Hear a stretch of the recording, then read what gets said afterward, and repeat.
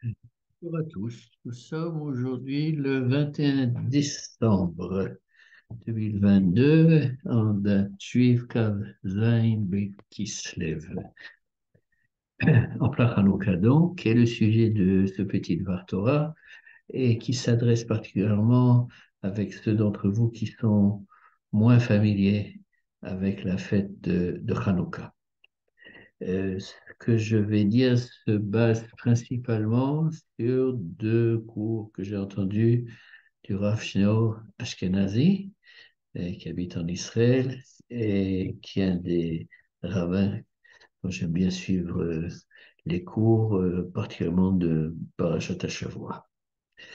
Il faut remettre Hanouka dans son contexte historique.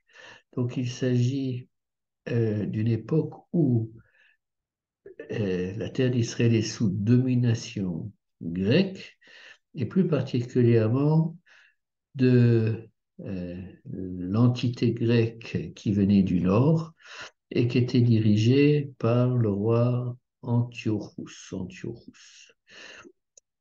Maintenant, qu'est-ce qui se passe avec Antiochus? Pour asseoir son pouvoir, le pouvoir grec, partout où les Grecs ont conquis des territoires d'un point de vue militaire, il décide d'imposer la culture grecque comme seule culture légale dans les pays conquis.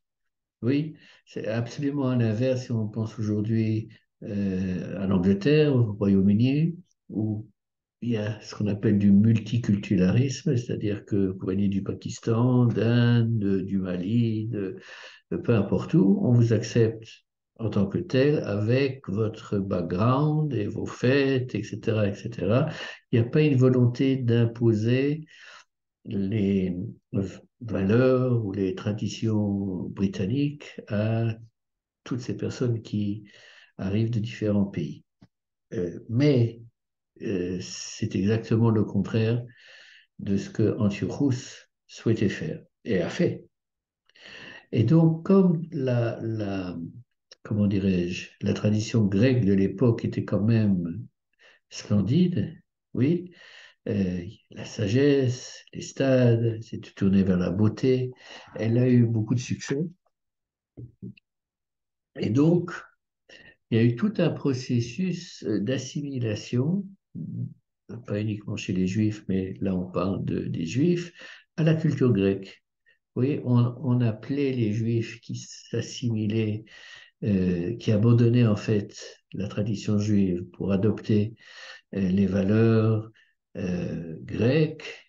Le mot en hébreu est mitiavnim, qui se gréquise en quelque sorte. Je ne sais pas comment traduire ça exactement, mais je suis sûr que vous avez compris.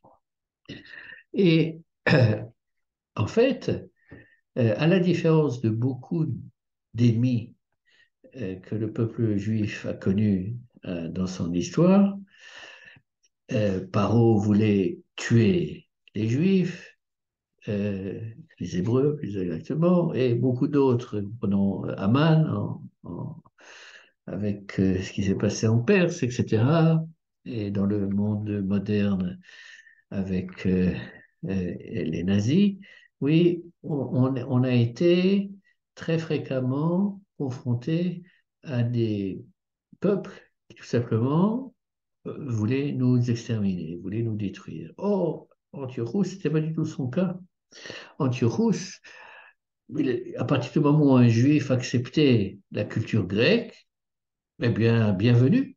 Oui, il n'y avait pas ce concept comme il y a eu dans l'Inquisition en Espagne de pureté du sang, absolument pas. C'est tout ce qu'il voulait. Et comment dirais-je, cette imposition, cet impérialisme culturel, pour employer un mot de nos jours, se traduisait également par la construction d'hôtels où on sacrifiait aux divinités grecques et que même dans le temple de Jérusalem, il n'y avait plus de Kohen Gadol normal, il y avait Kohen Gadol qui était nommé par les Grecs et qui faisait à peu près n'importe quoi. Donc ça, c'est le background historique. Et il y avait vraiment un danger d'assimilation totale du peuple juif à la culture grecque.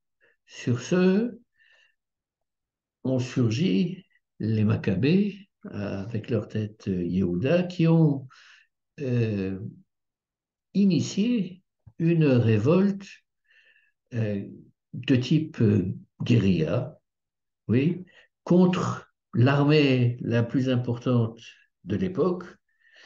Et comme ils étaient dans des régions, je dirais pas montagneuses, puisque montagneuses en France, on penserait plutôt aux Alpes, mais c'était des collines, oui, euh, et avec boisés, etc. Il y avait ça se prêtait beaucoup à une guerre de guérilla.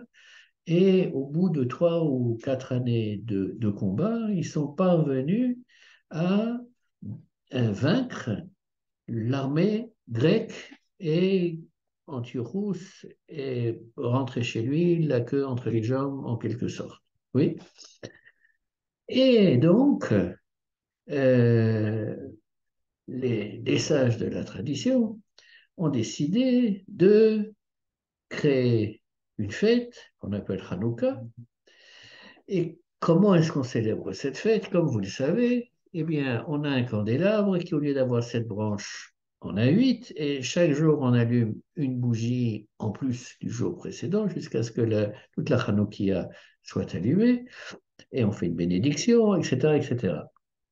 Et la question que le Rav Ashkenazi pose, et qui a été posée par beaucoup de commentateurs avant lui, c'est euh, pourquoi pourquoi célébrer Hanouka de cette manière-là? Puisque, a priori, bon, on a eu cette fameuse fiole d'huile pure à partir de laquelle les Maccabim ont pu allumer la menorah, et cette fiole a permis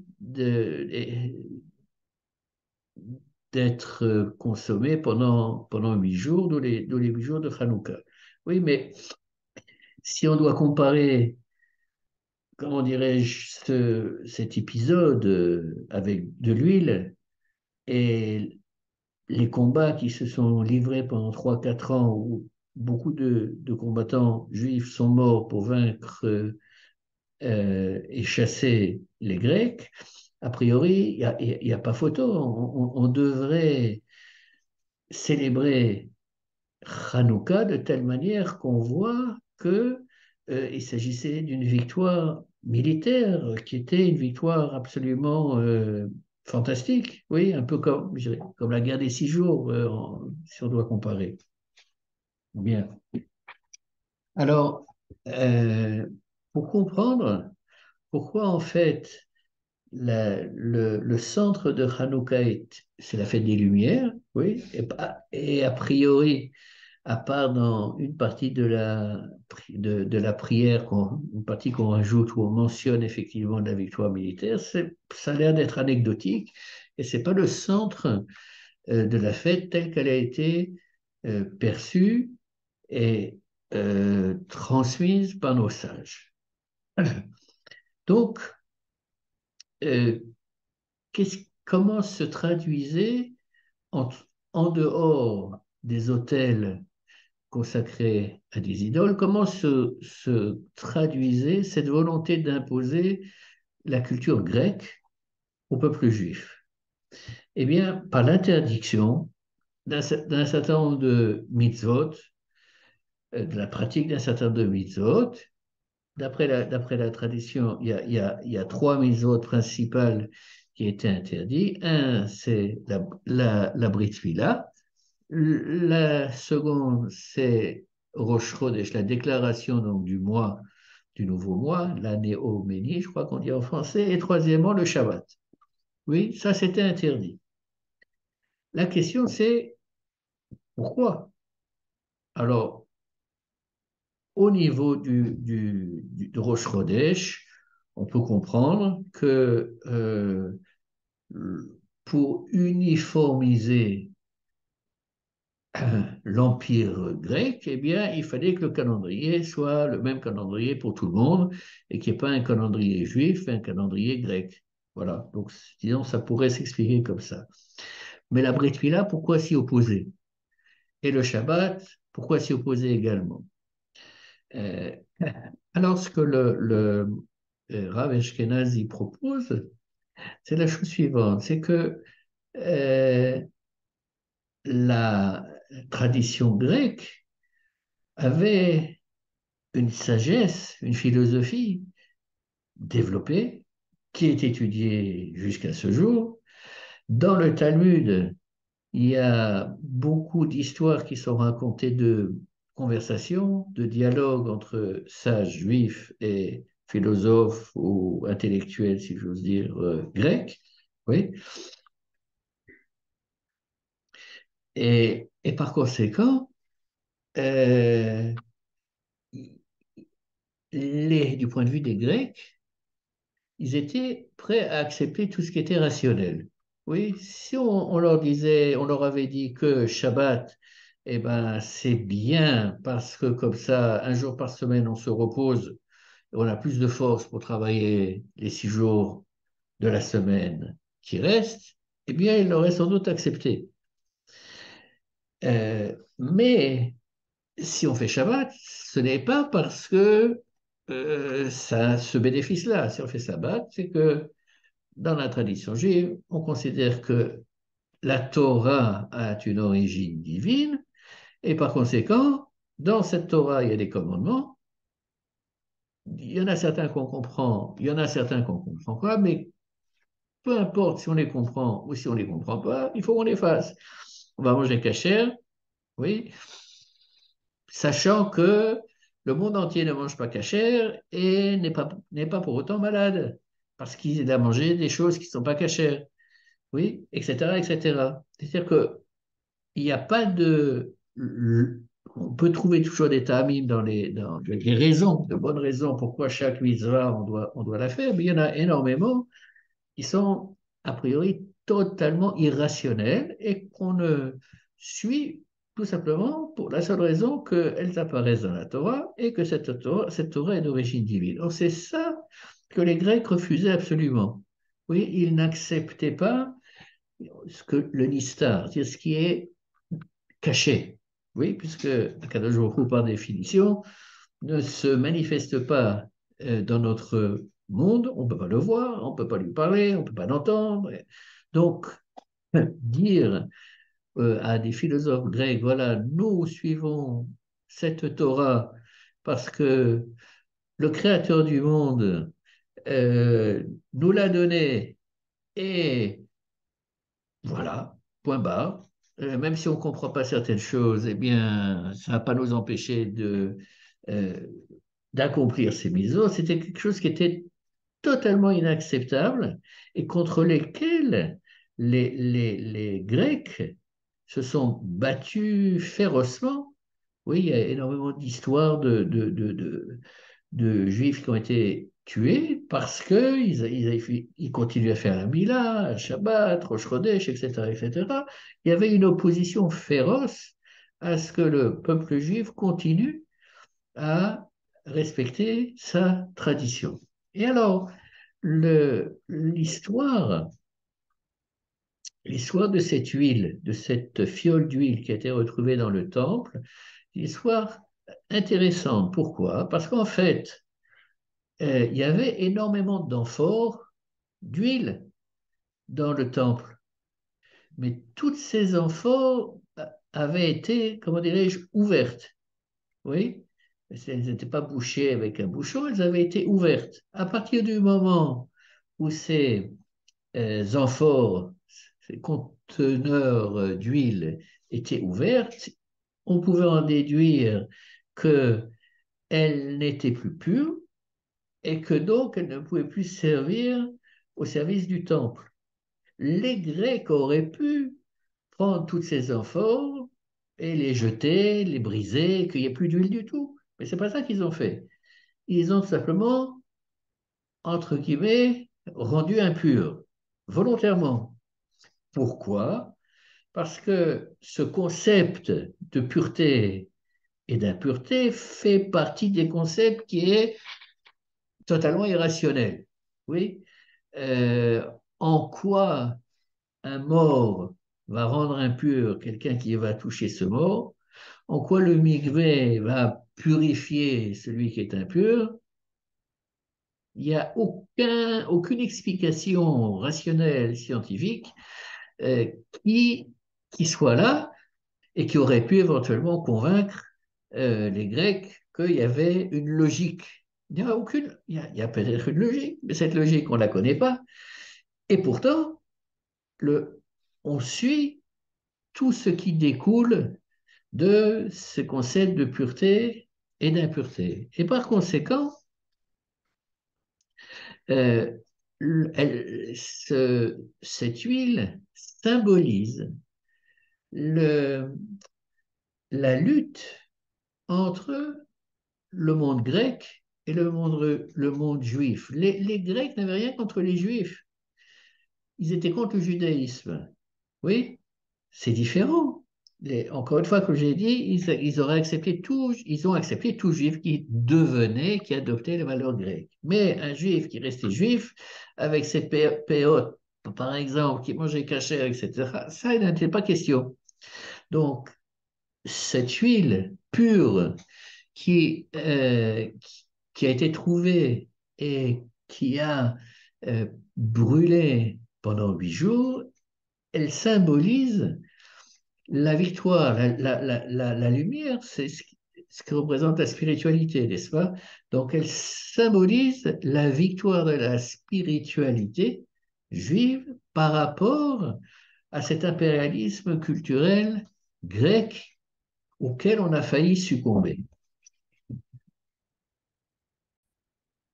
Donc, ça, c'est l'idée, la première idée, l'idée fondamentale de Hanouka. Maintenant, il y a une deuxième idée qui est, à mon avis, très belle également, et il y a quelque chose de spécial. À propos, oui, quand on y réfléchit, et c'est relié à ce que je viens de dire, dans toutes les fêtes juives, il y a un repas, une séouda. Oui, à Pessah, à Rosh Hashanah, on a la séouda de Rosh Hashanah, à Purim, on a la séouda de Purim, etc. Oui, toutes les fêtes juives sont liées à un repas. Hanouka, il n'y a pas de repas. Alors, il y a les fameux beignets, mais il n'y a pas de repas. Et le Rav Ashkenazi disait que c'est pas par hasard, c'est pour accentuer le côté spirituel de cette fête, oui, où notre corps n'a pas besoin d'être nourri, mais c'est notre neshama qui a besoin d'être nourri. Maintenant, comme vous le savez, chaque jour, on va allumer une bougie supplémentaire. C'était l'opinion de Hillel. Shammai pensait que on devait faire 8, 7, 5, 6, etc. Je ne vais pas rentrer dans le pourquoi, mais dans un enseignement chassidique que je trouve très joli et donc que je souhaite partager avec vous. Le fait que chaque jour, euh, on rajoute une bougie, on allume une bougie supplémentaire, signifie, comme le dit Hillel, Malim Bakodesh, on monte dans la sainteté. Et qu'est-ce que ça veut dire on monte dans la sainteté? Ça veut dire que dans notre vie, nous ne devons pas nous contenter de rester au niveau où nous sommes, quel que soit le niveau où nous sommes. Euh, Particulièrement au niveau euh, judaïsme de préférence. C'est-à-dire qu'il faut essayer d'avancer. Chaque jour est un nouveau jour. Chaque jour est quelque chose que euh, peut servir de base à ce qu'on décide de prendre une décision qui va aller dans le sens de notre tradition, donner plus de sadaka ou prendre, est-ce que je sais moi, étudier davantage, quelques minutes de plus par jour, etc., etc. Et ça s'accorde, je pense, de manière assez extraordinaire avec ce on sait du mouvement Hamad, dont je ne fais pas partie, mais certains d'entre vous se souviennent que il y avait des miftsaïm, des opérations, opérations Mezouza.